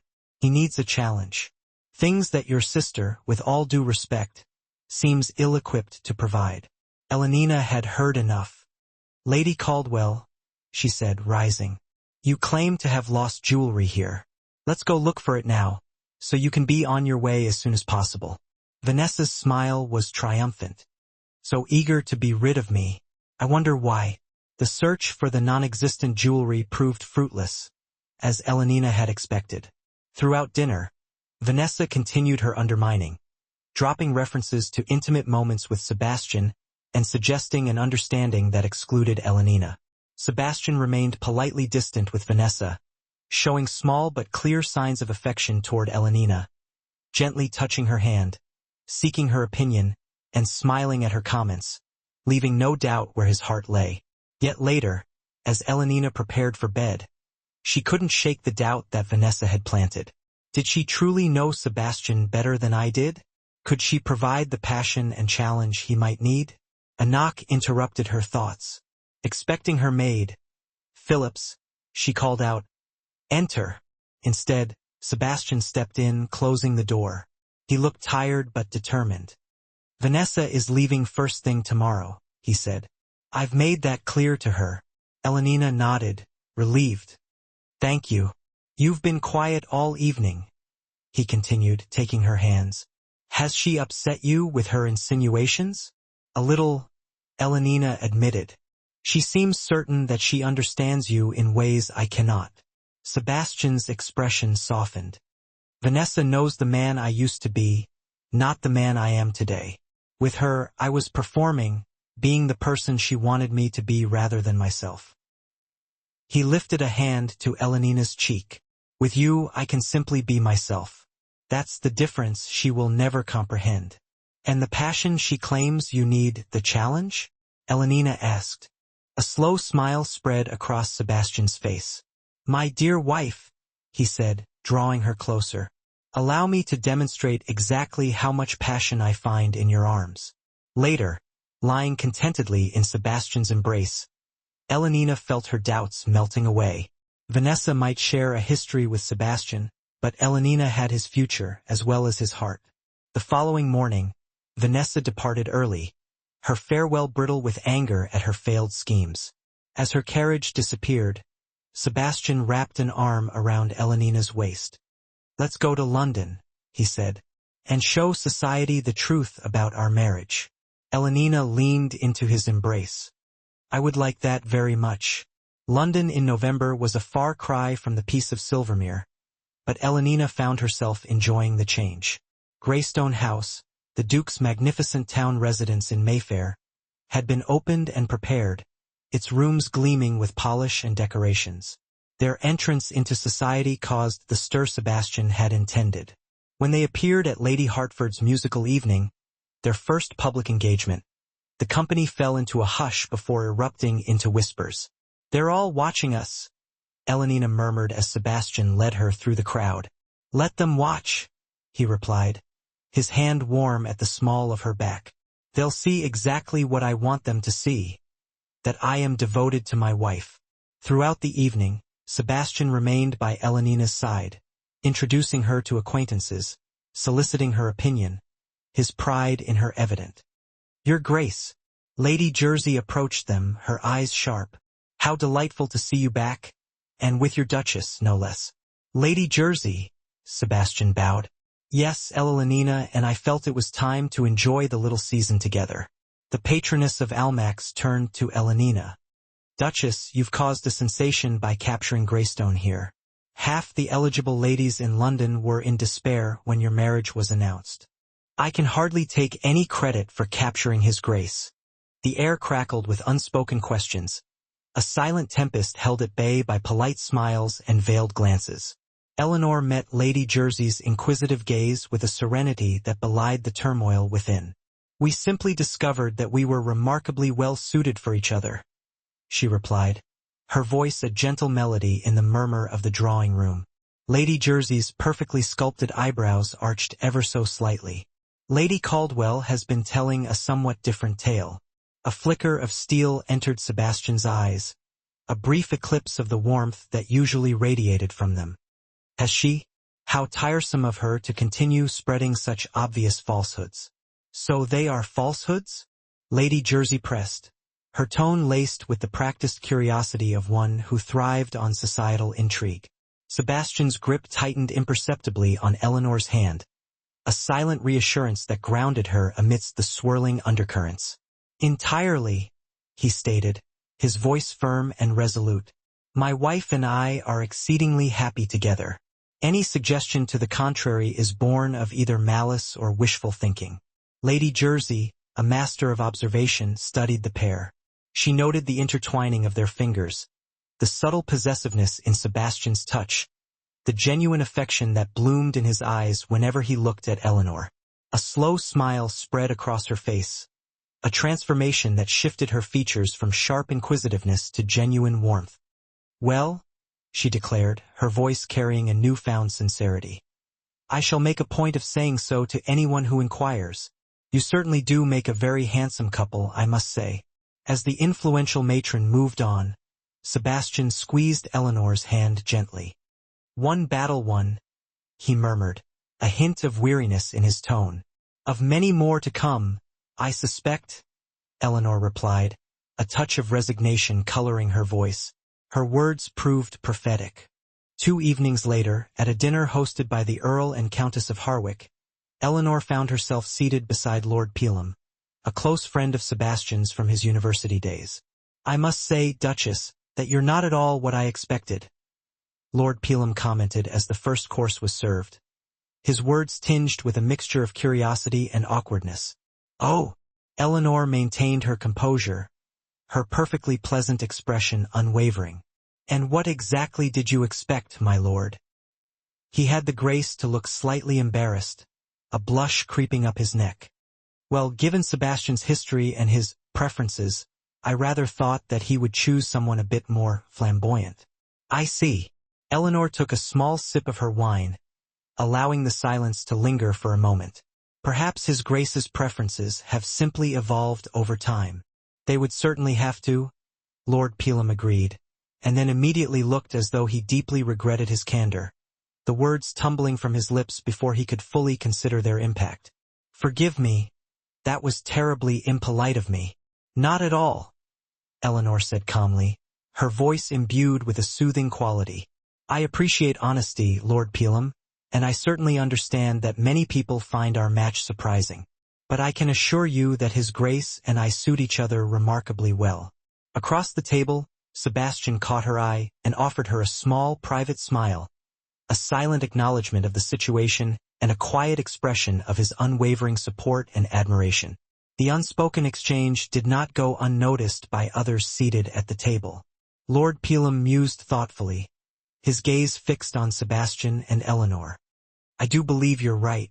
I've known Sebastian since our days at Oxford, and never have I witnessed him gaze upon anyone with such intensity as he does upon you." As the week progressed, Eleanor found herself navigating a relentless stream of similar encounters, pointed inquiries, veiled implications, and curious examinations from Sebastian's acquaintances and the wider circles of London society. Through it all, she maintained her composure, a delicate dance between defending their marriage and acknowledging the circulating rumors.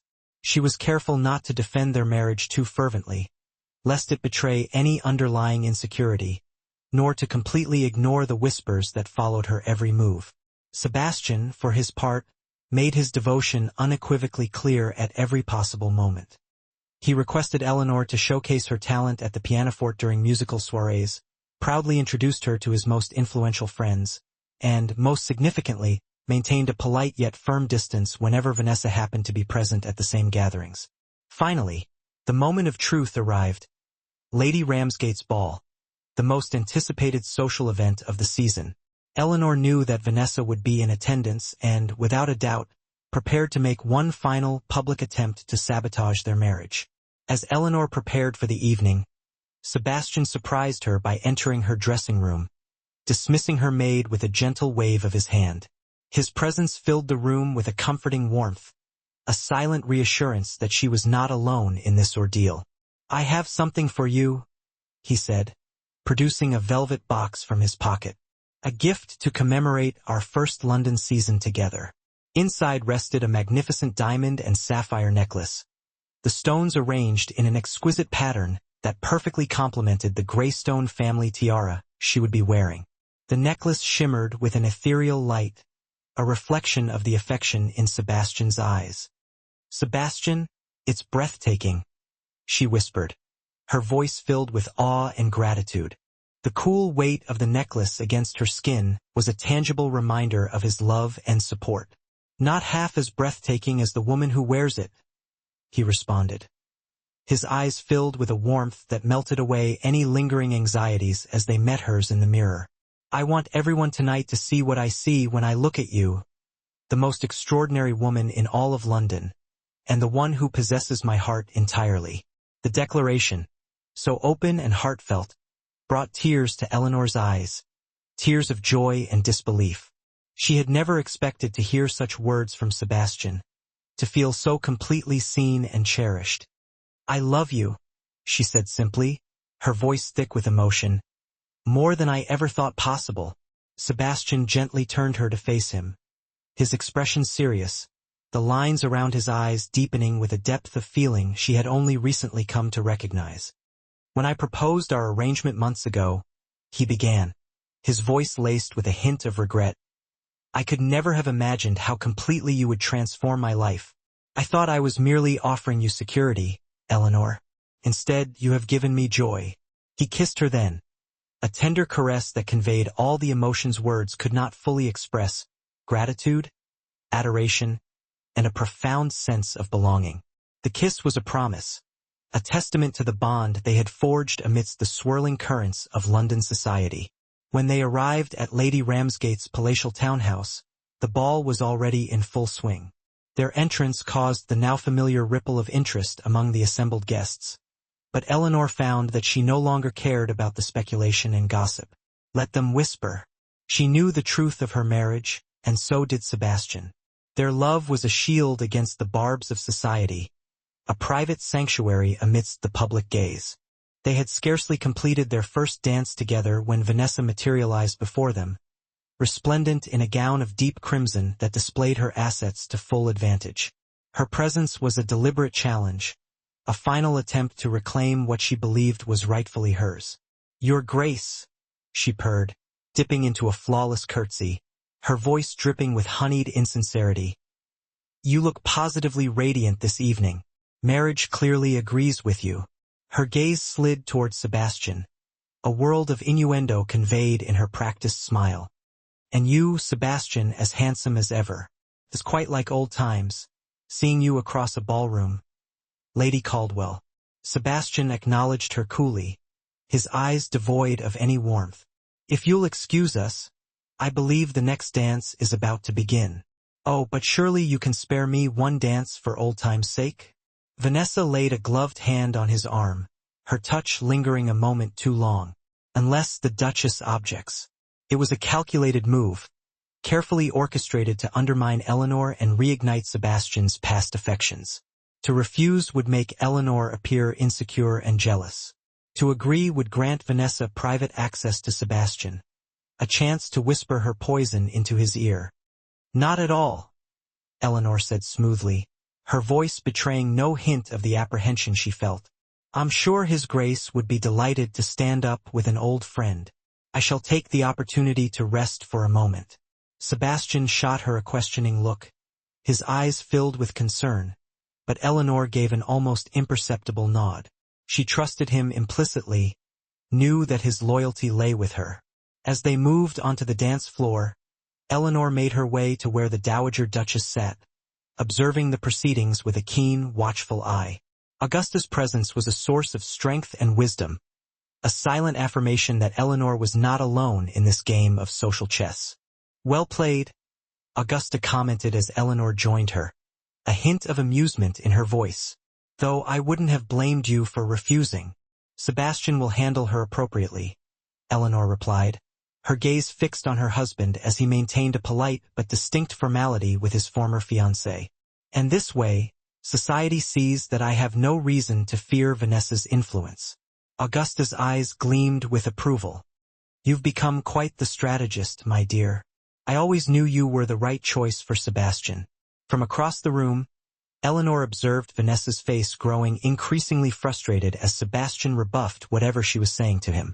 When the dance concluded, he escorted her promptly back to her friends and returned immediately to Eleanor's side. His actions spoke volumes, a public declaration of his unwavering commitment to his wife. "That was illuminating," he murmured, offering his arm to lead her towards the refreshment room, his voice laced with a mixture of amusement and relief. "Vanessa made it quite clear that she remains available, should I tire of domestic tranquility, as she so delicately put it." "And your response?" Eleanor asked, though she already knew the answer, the certainty of his love a warm shield against any lingering doubts. "I informed her that domestic tranquility with you contained more passion and joy than I ever experienced in her company." His eyes held a mischievous glint, a spark of playful defiance that warmed Eleanor's heart. "I don't believe she was pleased."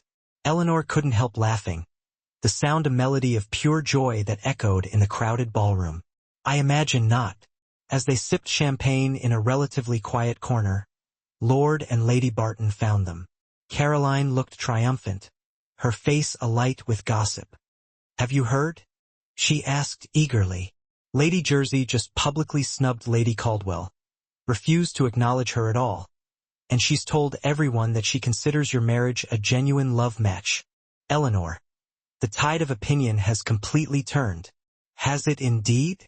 Sebastian said mildly, though Eleanor could see the satisfaction in his eyes, a quiet triumph that mirrored her own. "Absolutely," Lord Barton confirmed, his voice booming with enthusiasm. "Even old Lord Pelham was singing your praises at the club yesterday. He told Greystone that he'd never seen you so content." Later, as Sebastian led Eleanor into the final waltz of the evening, she felt a sense of peace settle over her, a tranquility that had eluded her for so long. The music swelled around them as they moved in perfect harmony, and for a moment it seemed as if they were the only two people in the room, their movements a silent conversation of love and understanding. "What are you thinking?" Sebastian asked softly, his breath warm against her ear. "That I never expected to be here," Eleanor replied honestly, her voice filled with a mixture of wonder and gratitude. "Dancing with my husband, wearing diamonds and sapphires, the envy of London society. Regrets?" His hand tightened slightly at her waist, a silent question that searched her soul. "Not one," she assured him, her eyes locking with his, her love a beacon that banished any lingering shadows. "Though I do miss Silvermere, the peace there, the sense of home." Sebastian smiled, the private smile he reserved only for her, a smile that spoke of shared secrets and unspoken promises. "Then we shall return for Christmas, just the two of us." "I would like that very much." As the dance concluded, Sebastian defied convention by raising her hand to his lips in full view of the assembly, a public declaration of his affection that caused a ripple of whispers and approving smiles.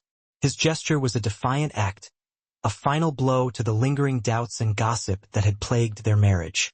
Across the room, Eleanor saw Vanessa watching them, her expression a complex mixture of anger and something that might almost have been regret. For a moment their eyes met, and Eleanor felt a surprising flash of pity for the other woman, for all her beauty and accomplishments. Vanessa had never known the kind of love that now filled Eleanor's life, a love based on genuine respect, understanding, and shared values. With a small nod of acknowledgement, Eleanor turned away. Vanessa belonged to the past.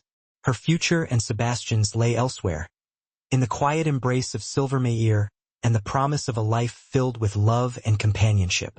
Silvermeyer welcomed them home with snow-draped grounds and wreaths of evergreen adorning its stately facade.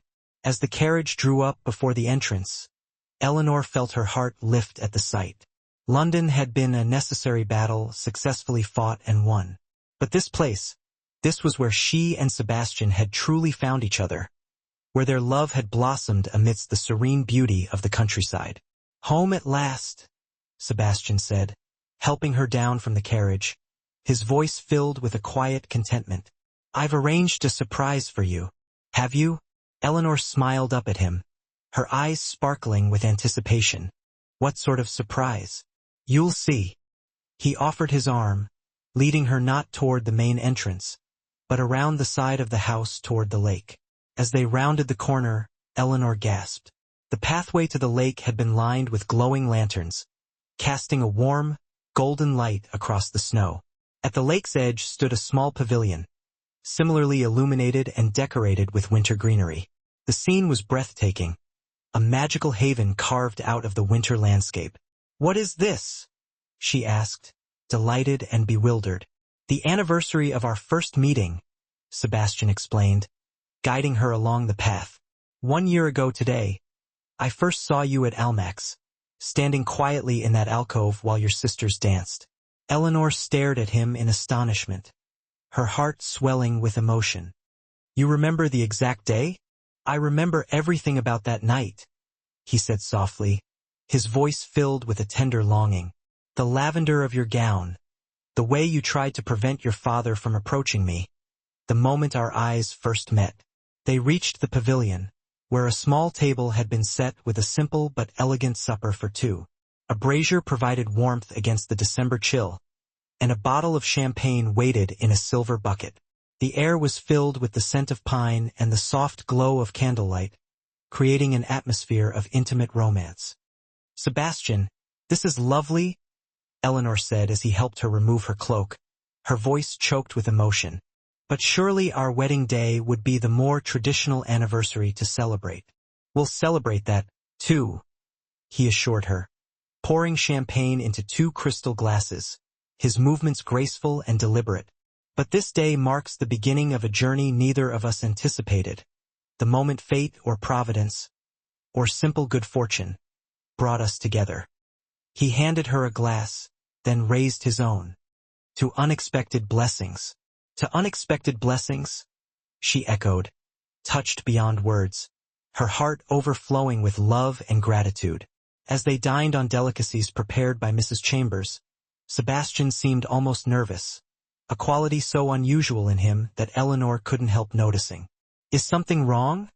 she asked finally, her brow furrowed with concern. "Not wrong," he assured her quickly, his eyes searching hers.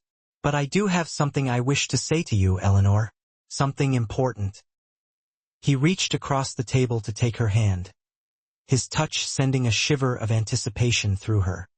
"When I proposed our marriage, I offered you a cold, practical arrangement, security for your family in exchange for your presence as my Duchess. It was a business transaction, nothing more." "Sebastian," she began, but he shook his head gently, silencing her protests. "Please, let me finish. I entered that arrangement believing myself incapable of love, or perhaps unworthy of it. My father had taught me that emotion was weakness, that duty was all that mattered, and I had accepted that as truth." His fingers tightened around hers, his voice dropping to a husky whisper.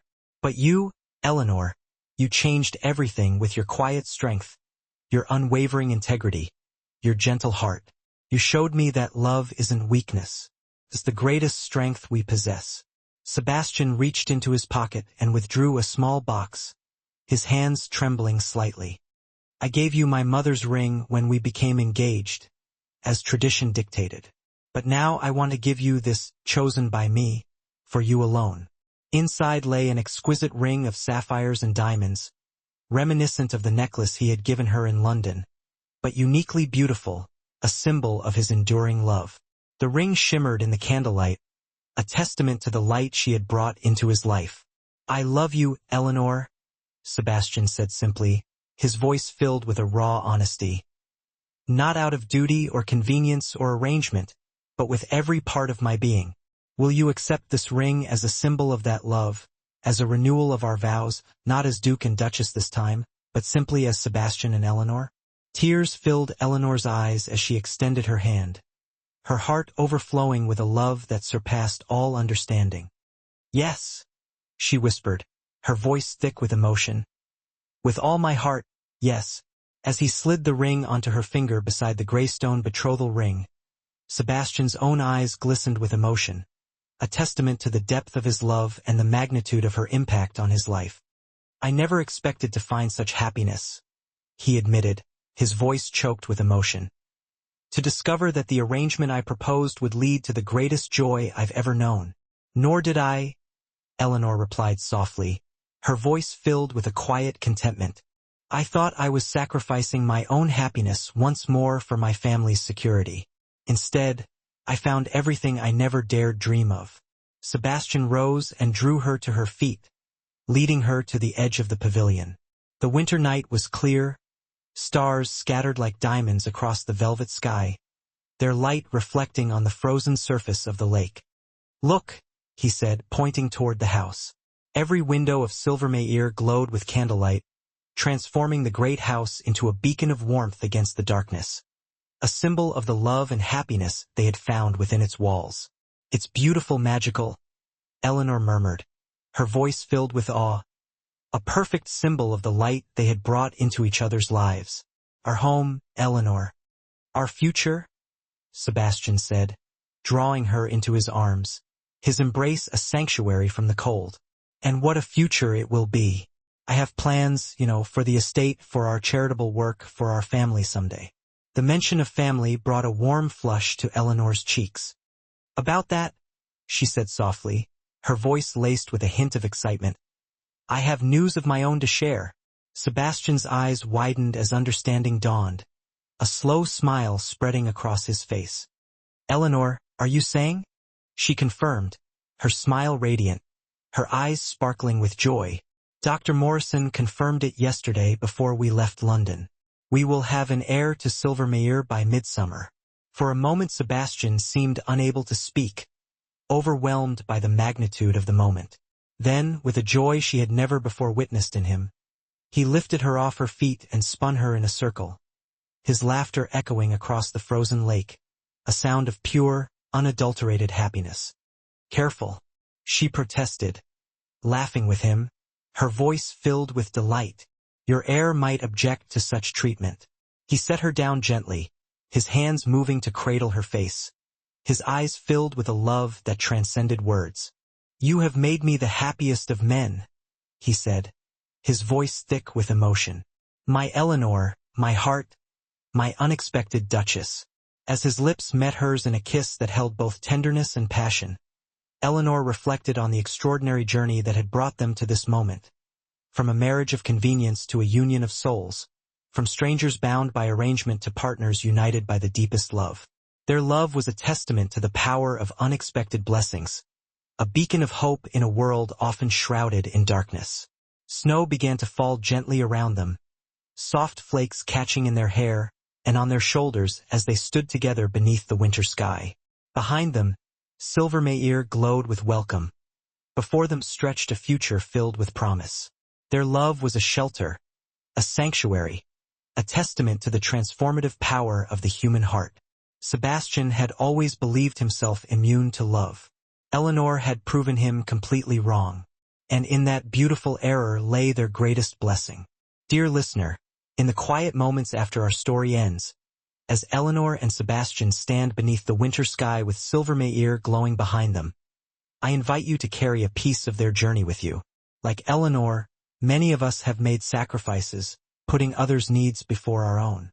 We've accepted what seemed practical rather than daring to hope for what our hearts truly desired. Yet, her story reminds us that unexpected joy can find us at any stage of life, even when we believe our best years are behind us. Sebastian's transformation teaches us that it's never too late to lower our defenses and open our hearts. The walls we build for protection can become our prisons, keeping out not just pain, but the very love and connection we secretly long for. Their journey from arrangement to deep affection mirrors what the wisest among us have always known, that lasting love grows not from fleeting passion alone, but from shared values, mutual respect, and the daily choice to see and appreciate one another. As you rest tonight, may you find comfort in knowing that second chances exist, that new beginnings can arrive in unexpected packages, and that the heart's capacity for love does not diminish with age, but grows richer, deeper, and more discerning. Like the warm lights of Silvermeyer against the winter darkness, may you be surrounded by the glow of those who truly see your worth. And may you sleep peacefully, protected by the knowledge that genuine love, whether from family, friends, or a life partner, is a fortress that shelters us through life's harshest seasons. Remember Eleanor's quiet strength and Sebastian's courage to change. Your own story continues to unfold with possibilities for connection and joy that you may not yet imagine. Sleep well, dear friend. Tomorrow brings another page in your own beautiful narrative. With heartfelt appreciation, the Legends of the Fall team, thank you for staying with us until the very end. If this story moved you, please consider subscribing to our channel, leaving a like, commenting, and sharing it with someone who needs a little hope and romance in their life today. From the bottom of our hearts, we thank you for supporting our channel. Your encouragement keeps us going and inspires us to keep creating more stories full of love, redemption, and unexpected turns of fate. Don't miss what comes next. At the end of this video, you'll see another suggested story from our channel. Get ready to be surprised by another emotional, unforgettable tale. With all our gratitude, the Legends of the Fall team.